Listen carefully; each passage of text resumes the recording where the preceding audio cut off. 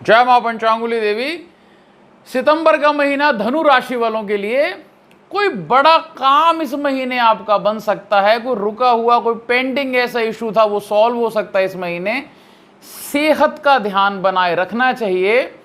धनागमन के और फिजूल खर्ची दोनों के अच्छे योग दिखाई दे रहे हैं।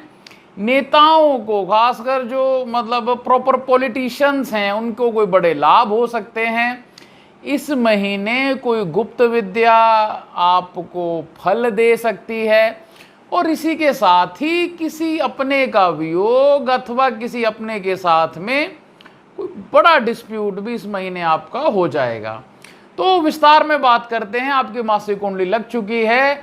देखिए, यहाँ पर समस्या थोड़ी सी ये है कि जब से ये आपके लगन के स्वामी मार्च अप्रैल से छठे भाव में आए हैं, तब से कोई ना कोई आपको परेशानी चल ही रही है, खासकर हेल्थ की। कभी तो नींद नहीं आती है, नींद आ जाती है तो चैन नहीं आता है, चैन आ जाता है तो पेट खराब हो जाता है, या बेफिजूल की बातों में ही आपका टाइम ज़ायर हो जाता है। सेहत की बात कर लेते हैं इस महीने। देखिए, इस महीने थोड़ी गुप्त चिंताएं आपको सताएंगी। आपका भूतकाल आप पे बहुत हावी रहेगा।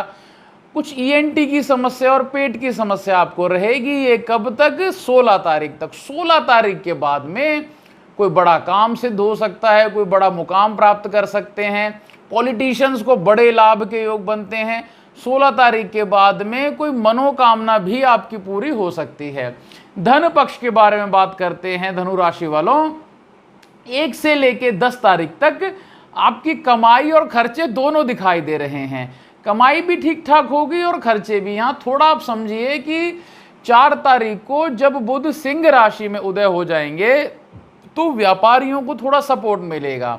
4 तारीख तक व्यापारी थोड़े दुविधा में रहेंगे, परेशान रहेंगे। जो डेली इनकम है, जिनकी जो है डेली का टारगेट अचीव करते हैं, वो देखेंगे 4 तारीख रात के बाद में 5 तारीख से थोड़ी बढ़नी शुरू होंगी। लेकिन यहाँ समस्या क्या है कि जो सेविंग्स भाव का स्वामी शुक्र है वो दशम भाव में नीच का है, इसीलिए और वो जाकर के अपनी मतलब अपने राशि में अपने बली स्थान में आएंगे जाकर के 18 तारीख को। तो इसीलिए 12 से लेकर के 16 तारीख के बीच में रुक रुक के कमाई होगी आपको। मतलब पहले कुछ हो जाएगा, फिर थोड़ा खर्च हो जाएगा, फिर कमाई होगी, फिर मतलब रुक रुक के। फिर 17 तारीख के बाद कोई मोटी कमाई के योग बनते हैं। अचानक धन लाभ हो सकता है आपको। इसी के साथ ही कोई ऐसा रुका हुआ काम है, पैसे को लेकर के कोई डील नहीं हो पा रही थी, डील क्रैक्स हो जाएंगी वाकई 18 तारीख के बाद से। और फिर जाकर के जब बुध दशम भाव में उच्च राशि के 23 तारीख को हो जाएंगे, तब तो आप मान के चलिए कि आपके पार्टनर का बहुत लाभ होगा। चाहे लाइफ पार्टनर है, चाहे बिजनेस पार्टनर है, उनका बड़ा लाभ होगा और कोई बड़ा मुकाम आप हासिल कर लेंगे। स्टूडेंट्स के लिए कहना चाहेंगे थोड़ी सावधानी रखें। ऊंची जगह से 8 से लेके 16 तारीख के बीच में मतलब ऊंची जगहों से थोड़ा ध्यान से उतरें। कोई चोट चपेट के योग दिखाई देते हैं। किसी अपना कोई बड़ा खास दोस्त है, उससे कोई मनमुटाव हो जाए या वो जगह खाली करके कहीं और चला जाए। बाकी ऑल ओवर जो है सफलता भरा महीना रहेगा। चीज़ें आपके फेवर में रहेंगी। पारिवारिक पक्ष की बात कर लेते हैं तो बेफिजूल बातों पे झगड़े होने के योग दिखाई दे रहे हैं। कलह कलेश, किसी अपने से बार बार आप मतलब कुछ उसकी गलतियों को लेकर के बहुत नाराज़ हो जाएंगे इस महीने। लेकिन ये जितनी चीज़ें हैं ये 15-16 तारीख तक। उसके बाद कोई प्रॉपर्टी में सफलता मिल सकती है।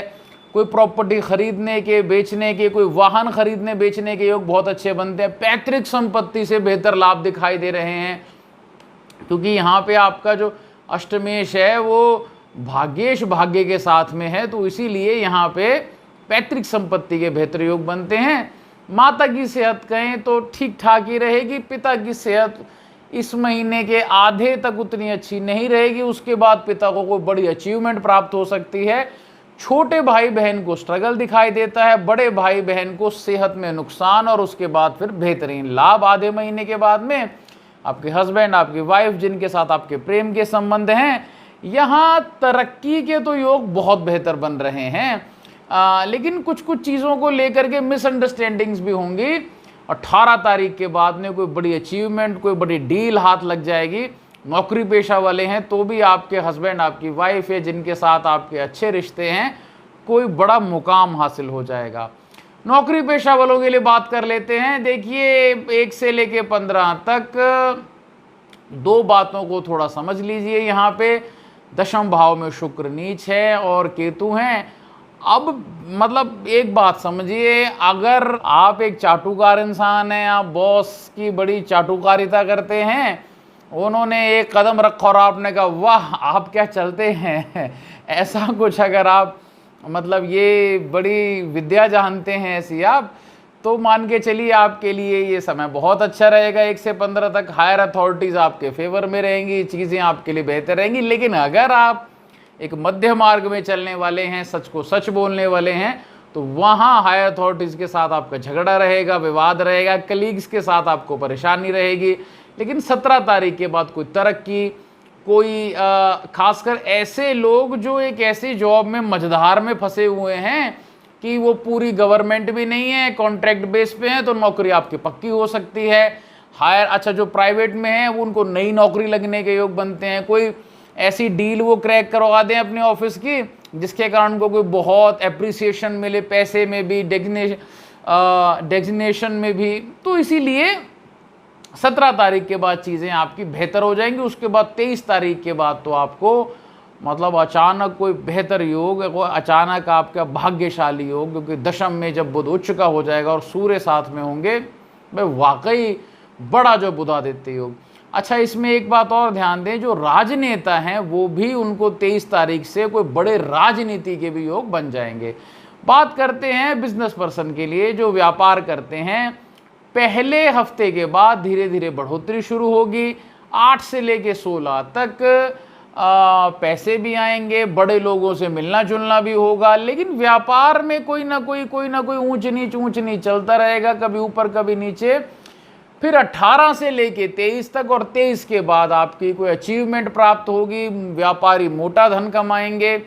हमारा मानना ये है कि अगर आप एक्टिव रहे इस समय या आपका बिजनेस पार्टनर एक्टिव रहा तो इस समय आप चांदी कूट लेंगे, ये मान के चलिएगा। अब बात कर लेते हैं साधकों के लिए। देखो साधकों को हम इतना कहना चाहेंगे कि किसी भी पूजा में, किसी भी साधना में एक नियम बनाना बहुत ज़रूरी है। ये नहीं कि रोज़ तो 5 बजे उठते हैं, 3 दिन 5 बजे उठ के अगले दिन 8 बजे उठ रहे हैं, रोज़ तो सुबह 7 बजे पूजा कर लेते हैं, अरे कुछ नहीं होता, भगवान कहीं जा थोड़ी रहे हैं, 10 बजे करेंगे, नहीं भी करते हैं हम मन से, ऐसा नहीं होता है ना। वो किसी भी एक नियम को बनाइए जीवन में, एक प्रिंसिपल बनाइए जीवन में, और आप जाने जाएं उस नियम के कारण कि भाई इनका ये, जैसे कुछ लोगों का होता है ना, यार ये इस रूटीन का बहुत पक्का है ना, ऐसे अपने पूजा पाठ में नियम बनाइए, बहुत सफलता मिलेगी। उपायों के बारे में जान लेते हैं धनु राशि वालों। उपाय इस महीने क्या कर लेने चाहिए आपको? गौ माता की सेवा करें, गौदान करें, सफ़ेद गऊ को रोटी में या पेड़े में थोड़ा गुड़, थोड़ा घी अथवा गुड़ की जगह शक्कर या चीनी डाल के पेड़े खिलाएं, रोटी खिलाएं, आपको बहुत लाभ होगा। पितृपक्ष में पितरों के निमित्त जरूर भोजन करें, दान करें, आपको बेहतर लाभ महसूस होगा। जय विधि माता, जय महादेव।